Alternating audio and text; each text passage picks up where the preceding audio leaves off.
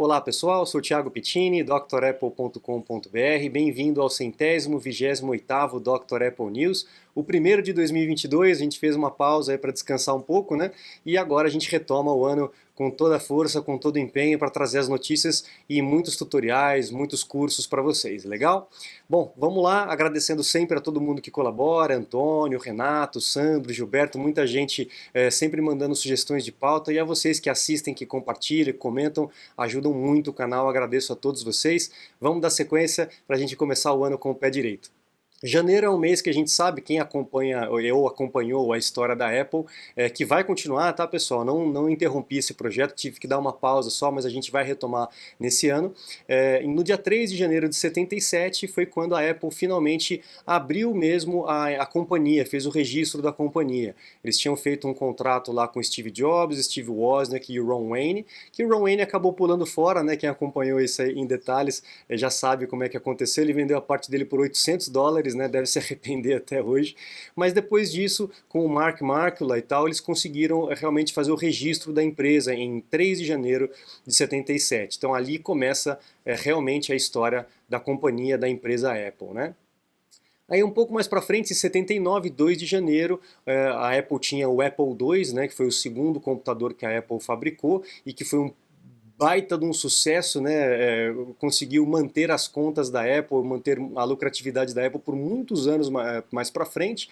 Só que nesse dia 2 de janeiro de 79, um camaradinha chamado Dan Bricklin e o Bob Frankston, ele desenvolveu um programinha chamado VisiCalc, que foi aí o avô do Excel, né? Então foi um programa também que fez muito sucesso, que perdurou muitos anos e muitas pessoas compravam o Apple II por causa desse programa, o que eles chamam de Killer App. É um aplicativo, é uma função que faz com que as pessoas comprem o produto por conta daquela função. Óbvio que vai ter outras coisas, mas aquela função é a principal, né? Então o VisiCalc custava $100 na época, o que era muito dinheiro na época. E aí o pessoal aproveitou para fazer as suas contas, né, as suas planilhas. Aí num computador é muito mais fácil, facilitou muito as empresas, por isso que o Apple II vendia que nem água, né? Um pouco mais para frente, a gente tem o Apple IIe, que também foi um hit, né? Foi um profit hit, como eles chamam, né? de lucratividade. A Apple lucrou muito com essa linha Apple II, né? Era um computador que teve muita projeção, por ser o primeiro, né, praticamente, com essa qualidade, com esse acabamento, né? Um computador realmente refinado e que tinha os killer apps, que tinha realmente funções que eram muito úteis. Então o Apple IIe aí foi um equipamento que sustentou a Apple e inclusive sustentou a Apple para desenvolvimento de outros produtos como o próprio Macintosh, né? Muitos anos depois. A gente vê como as coisas hoje andam mais rápido, né? Os produtos caducam muito mais rápido do que antigamente. E a gente tem aí, já em 99, 5 de janeiro de 99, o G3 Blue and White, né? Esse computador que era fantástico. Quem trabalhava com gráfica, quem trabalhava com produtora, trabalhava com agência, tinha esses computadores. Foi ali que eu tive contato, né? Um ano antes, na verdade, mas também trabalhei com esse equipamento. Era uma máquina espetacular, né? Quem já teve ou quem já trabalhou nessa máquina, aí, bota um comentário aí, conta a sua história para a gente poder compartilhar, porque era um equipamento maravilhoso. Você tinha uma alça que você abria a lateral e saía a CPU inteira, você tinha acesso a todas as placas, aos componentes, era muito fácil de fazer qualquer tipo de manutenção ou de expansão, né, caso precisasse. Então realmente esse Mac fez história, né? Agora a gente tem as notícias seculares, as notícias dessas semanas, que eu peguei de janeiro para cá, para a gente também não ter um news muito longo, né? Tá na esteira para o lançamento desse ano o AirPods Pro ou Pro 2, né? Então a segunda geração do fone de ouvido Pro. Provavelmente vai cair aquela questão da borrachinha, que você tem 3 modelos, a gente não sabe exatamente como vai ser, mas o que estão dizendo é que vai ter um suporte para o High Quality Lossless Audio. Para quem aí é fã de música e não dispensa uma qualidade espetacular, esse suporte de qualidade vai entrar aí para o AirPods Pro 2, tá bom? Então vamos aguardar como é que vai chegar esse produto para a gente. A gente também tem a linha de displays da Apple, né? A Apple lançou o Pro Display XDR, só que é um preço absurdo, né? Muito caro.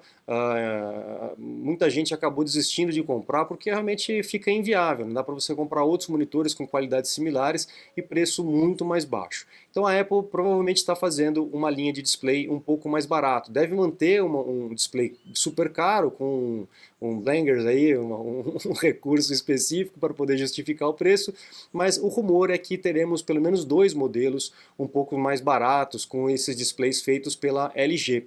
Vamos aguardar. A Apple tem ouvido os consumidores, né, com relação a design, com relação à bateria, com relação a portas de entrada, e provavelmente deve ouvir também os consumidores com relação ao preço. Vamos ver se a gente consegue aí ter uma redução nos valores dos produtos da Apple, que facilitaria muito. Reduzindo lá em cima, a gente reduz também aqui embaixo. A gente sabe que o preço aqui é muito desproporcional com relação ao dólar lá fora, né?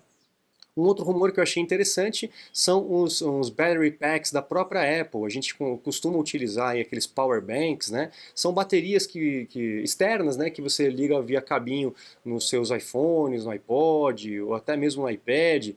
E a Apple provavelmente está desenvolvendo um battery pack, um power bank com conexão sem fio, né? Com o MagSafe, aproveitando o MagSafe dos iPhones. Então a gente não tem certeza se isso vai realmente acontecer, mas parece que é realmente quente essa notícia aí desse battery pack via indução. Vamos ver o que vai acontecer, temos que esperar acontecer, né?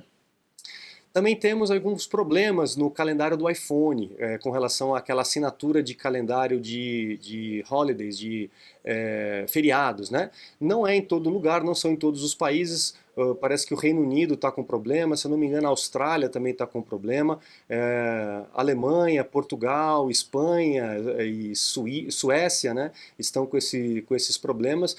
Se vocês estão morando nesses países, por favor, confirmem aqui no comentário se realmente está havendo essa dificuldade com os calendários, com esse calendário de holidays dentro do iPhone. Aqui no Brasil eu verifiquei o meu aqui, está normal, não estou tendo problema com esse tipo de assinatura do calendário da própria Apple, tá?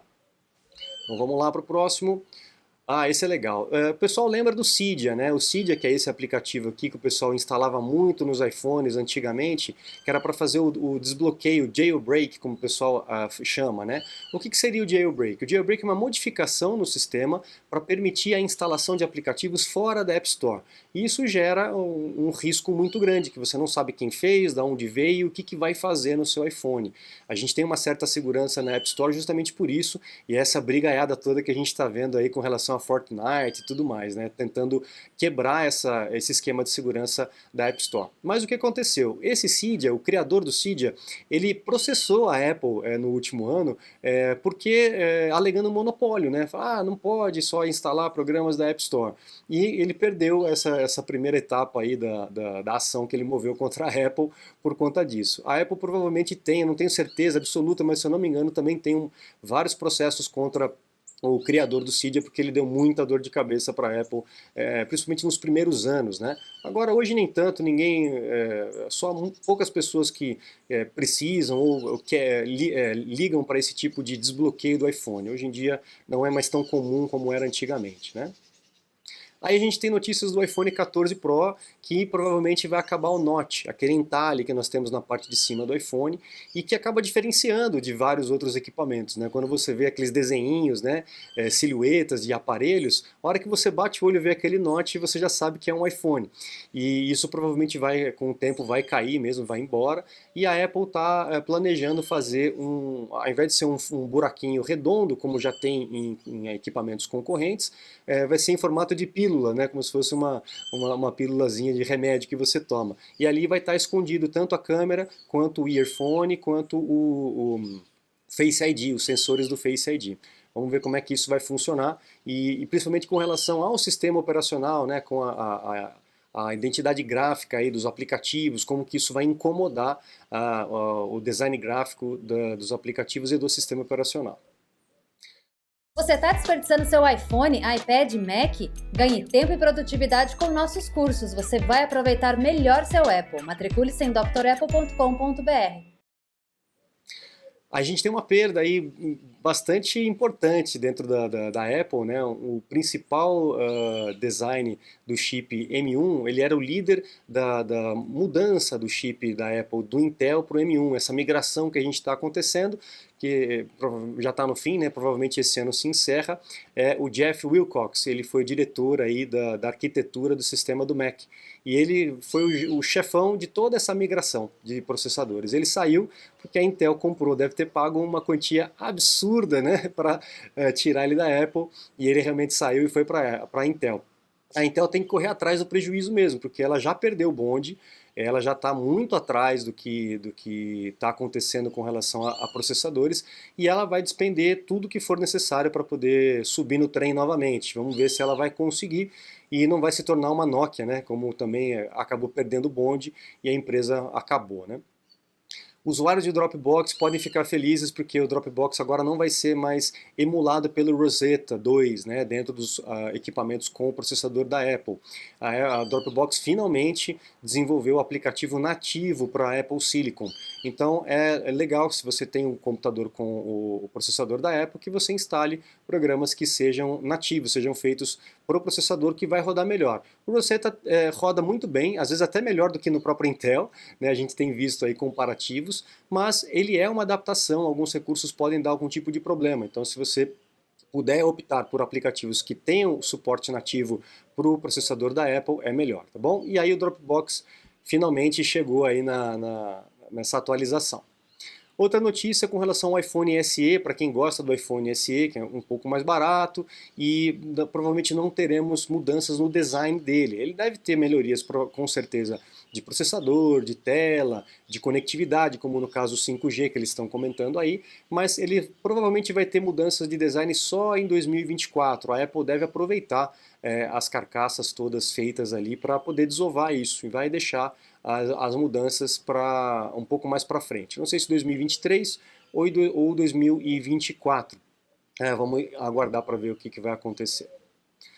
Outra notícia aqui do Dylan, né, está dizendo que a Apple continua fazendo testes com iPhones dobráveis. E a preocupação dela é com relação à tela, obviamente, que é o ponto de atrito ali onde vai acabar quebrando, trincando, como acontece com outras empresas que assim que houve um rumor que a Apple estava testando iPhones dobráveis, elas já correram, já fizeram, já soltaram no mercado. E tem muitos problemas com relação a telas dobráveis, né? A gente sabe disso porque é óbvio, né? Se você vai ficar dobrando, uma hora vai dar problema, né? Dobradiça, uma hora quebra porque tem esses pontos de pressão e fricção. Tem uma outra preocupação da Apple com relação ao mercado. Se realmente há mercado para isso, despender tanto dinheiro, tempo aí com relação à pesquisa e desenvolvimento de produtos, se realmente vale a pena, né? Você teria um iPhone dobrável? Eu não sei se eu teria um iPhone dobrável não. Tem que ser um negócio muito bom para poder compensar, né? Se você puder dobrar para poder colocar no bolso e funcionar bem, talvez, né? A gente gosta de telas grandes, mas é incômodo na hora de transportar e na hora de guardar. Então seria uma solução boa, mas tem que funcionar 100%, senão não vai valer a pena, vai dar mais dor de cabeça do que resultado, né? A Apple aí foi a primeira a atingir 3 trilhões de valor de mercado, né, mais um recorde batido pela Apple. É maior do que o PIB brasileiro, para vocês terem uma ideia de que em muitos outros países, né, a gente tem que comparar, só para vocês terem uma ideia, só a parte de serviços da Apple já é maior do que o PIB de centenas de países. Então realmente é um valor de mercado absurdo para uma empresa só. Muito poder, muito dinheiro, né? Vamos ver o que eles vão fazer com isso tudo.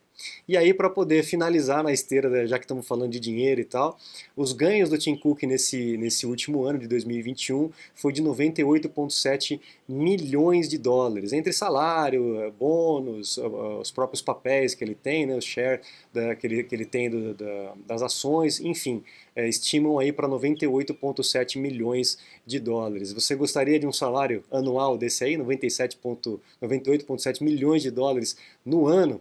Aí também tem a responsabilidade, né? Dizem que esse cara trabalha praticamente 24 horas por dia. E é muita responsabilidade, é muita bucha para resolver todo dia, né? Vamos ver quando que ele vai parar. Ele disse que ele vai parar em breve, não vai continuar como CEO da Apple, já deve estar preparando um sucessor, porque ele também vai querer aproveitar essa grana toda, né? Não adianta só ganhar e não gastar, não é verdade? Legal, pessoal. Então eu encerro o primeiro News de 2022 com vocês. Estava com saudade de bater esse papo com vocês aqui e espero que a gente continue junto, seguindo nesse ano de 2022 com muita paz, com muita luz, com muita saúde e estamos juntos. Não se esqueça de acessar o site drapple.com.br. Teremos novidades nos cursos, os cursos não foram interrompidos, a gente vai continuar a produção deles. Se você precisa, pode se matricular nos cursos vigentes, porque a Apple não costuma fazer grandes alterações no sistema. plataforma. Então o curso do macOS Big Sur continua valendo para o macOS Monterey, as modificações foram bem poucas. O do iPadOS e do iOS 14 também são válidas para o iOS 15, o iPadOS 15, eu tenho certeza que vai ajudar muito. Não fique esperando, porque realmente as modificações são pequenas, tá bom? Então eu fico por aqui, um grande abraço, muito obrigado e até a próxima. Tchau, tchau.